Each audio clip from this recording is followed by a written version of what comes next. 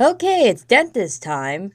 And when I mean this, you're gonna be lucky that you live in this state of age with dentists because back then, there was nothing to numb out that pain, and there were no drills.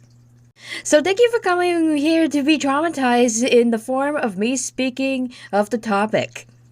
We are talking about the early days of dentistry with early dentists in the daily life section of Story of America cards.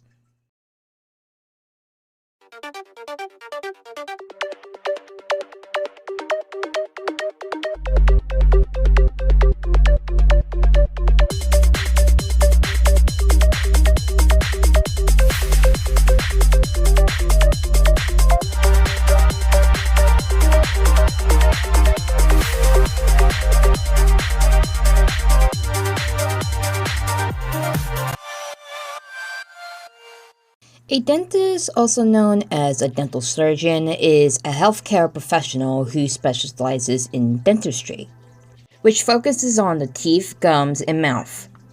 They do diagnosis, prevention, management, and treatment of diseases and conditions of the oral cavity, with other aspects of the craniofacial. Okay, now let's get on with the painful history of dentistry. This is your chance to back out. Are you staying? Okay, let's get going.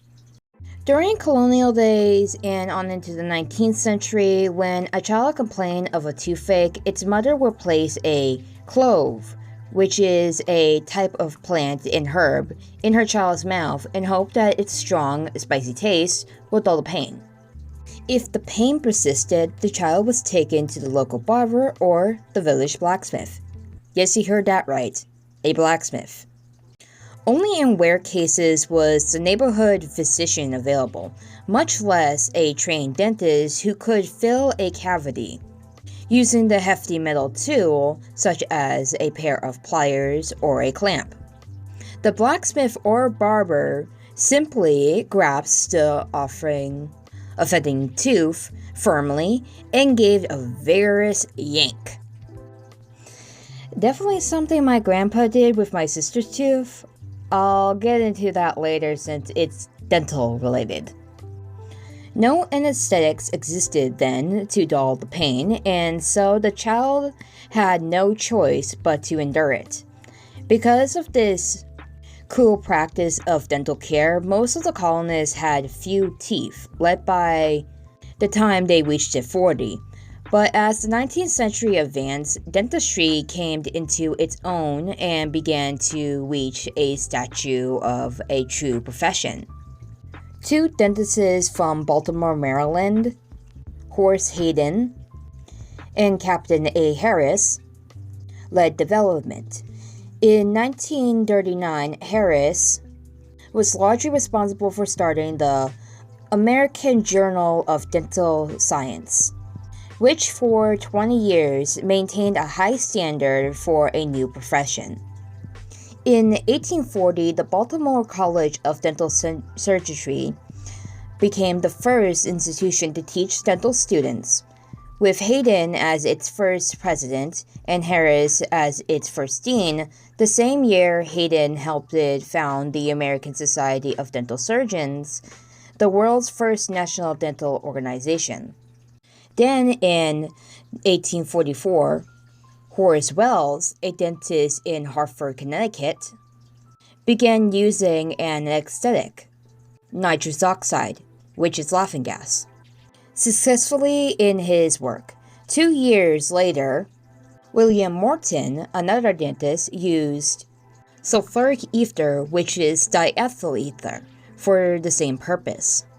Anesthesia made it possible the painless extraction of teeth, but did not come into any general use until about 1860. Meanwhile, the early crude tools used for tooth extraction were abandoned in favor of new, well-balanced and mechanical forceps. To fill cavities, gold foil was considered the best material until the mid-1800s. So I'm guessing this was made for gold teeth. An amalgam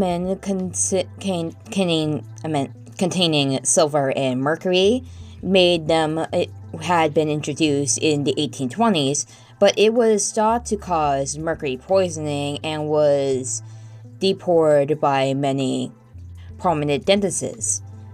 Dentist J. Forrester Flagg improved on this material in 1877, however, and soon more and more dentists were using it. In 1895, G.V. Black derived an amalgam that neither shrank nor expand upon setting. Finally, in 1907, William H. Taggart introduced a practical method of casting gold inlays under the pressure. So I don't really have anything else to say about dentists, so how about as an extra fact, I'll tell you a story. Also, I may repeat, sister not approved. Although this is coming from what I remember from it, which is only little, and I was there. Her screaming and crying was really all I can remember. But I think this was around when I was 6 or 7. As from looking up, this is about my sister's loose tooth, and we were both born on the same day, August 26th.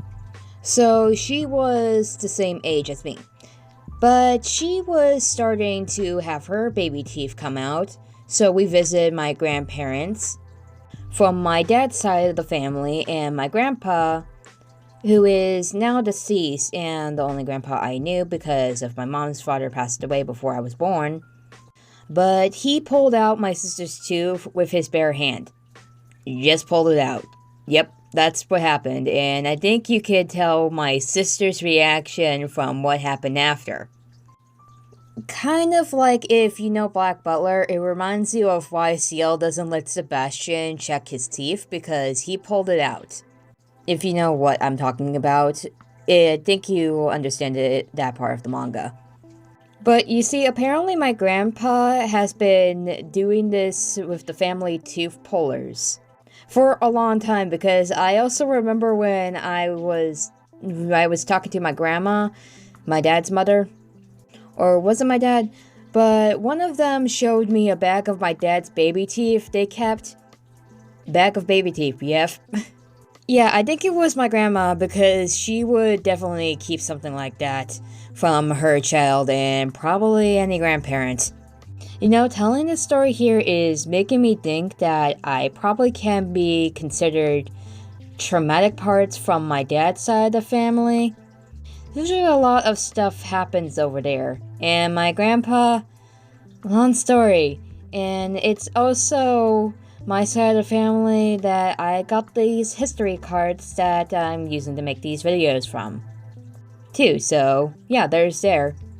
Okay, so after I told of my family history on that for no reason because this is my video and I wanted to talk about it, but it's time we end this history card topic, so I hope you liked the history part or got a little funny kick in the same story I told about.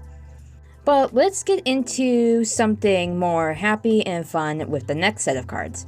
I'm going to go on with parlor games and the beginning of TV, so if those interest you, stay tuned for them, and check out the other things I do. Bye!